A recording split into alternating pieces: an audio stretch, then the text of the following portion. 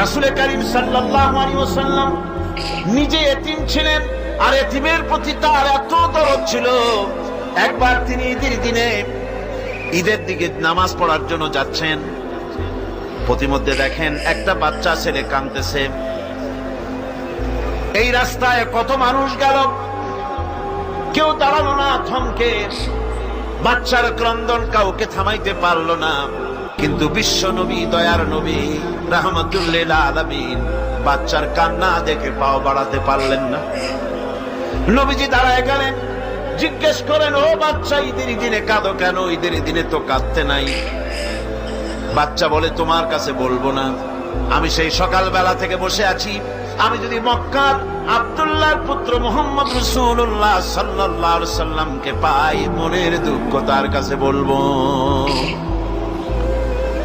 বিশ্ব নবী জমিনের উপরে বসে পড়লেন, বাচ্চারে কোলের উপরে উঠায় বলেন, বাচ্চা বলো, কি তোমার দুঃখ? তুমি যার জন্য বসেছো আমি তো সেই এতিম নবী, কি বলতে চাও? বাচ্চা বলতেছেন, ইয়া রাসূলুল্লাহ, আমার বাবা মারা গেছে। সেই ছোট্টবেলায় একেবারেই তখন মায়ের পেট থেকে আমি আসার পর বাপ মরে গেল। আমার মা আর একজনের সঙ্গে বিয়ে বসেছে। সেই পুরুষটি আমারে দেখতে পারে না।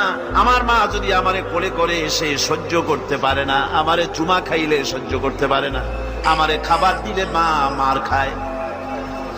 আজ ঈদের দিনে রাতে আমার মা আমাকে বলল, বাবারে, তোমার কপাল খারাপ, তোমার বাবা মারা গেছে, তোমাকে সাহায্য করার কেউ নাই, আমি তোমার যত্ন করতে পারলাম না, কোলে নিয়ে চুমাও দিতে পারি না, আমার এমনই কপাল খারাপ।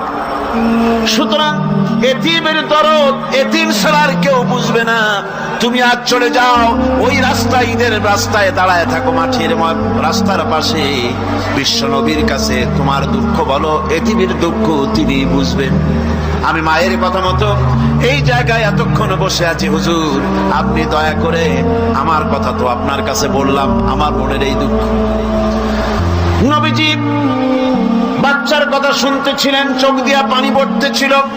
বাচ্চাকে বুকের সঙ্গে জড়িয়ে ধরে নবীজি বলেন, ও এতিম, মুহাম্মদ সাল্লাল্লাহু আলাইহি ওয়াসাল্লাম যদি তোমার পিতা হন আর হযরতে আয়েশা যদি তোমার মা হয়ে যায়, বলো তোমার মনের দুঃখ মেটে নাকি?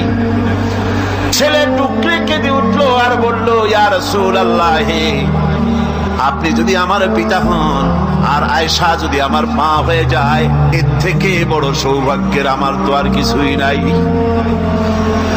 নবীজি এতিমকে বাড়ি নিয়ে গিয়ে হযরতে আয়েশার হাতে তুলে দিয়ে বললেন, আয়েশা রে, পবিত্র ঈদের দিনে আল্লাহ রাব্বুল আলামিন তোমার জন্য একটা উপহার পাঠিয়েছেন, এটা যত্ন করো।